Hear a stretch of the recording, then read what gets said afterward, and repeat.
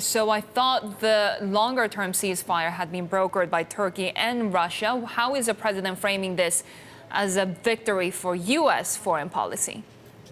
Well, that's right. President Trump is trying to put forth the argument that he's removing the troops, that U.S. troops are not in danger, and that there's actually some kind of historic peace here.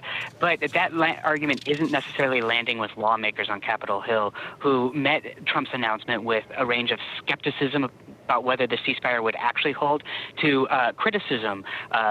Some GOP lawmakers said that the deal appears more likely to benefit Russia and Turkey than the U.S. at all. And complicating matters even more, Trump's envoy to Syria was actually on Capitol Hill today and said that the deal had the possibility to bolster the reemergence of the Islamic State group. He also said that around 100 Islamic State detainees had escaped. So that's not likely to help President Trump with his support among lawmakers. And Congress is not going to be happy that already the president has lifted all U.S. sanctions on Turkey. What are we expecting on that front? Well, that's right. President Trump did lift the sanctions that he imposed after Turkey invaded Syria.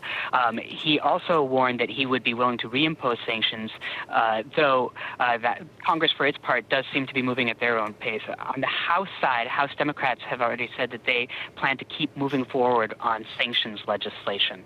On the Senate side, there have been some really vocal proponents of doing a sanctions measure, but the Senate Majority Leader, Mitch McConnell, seems to have cooled to that a little bit, warning that there should be serious debate before sanctions are used as the first, last, or only tool.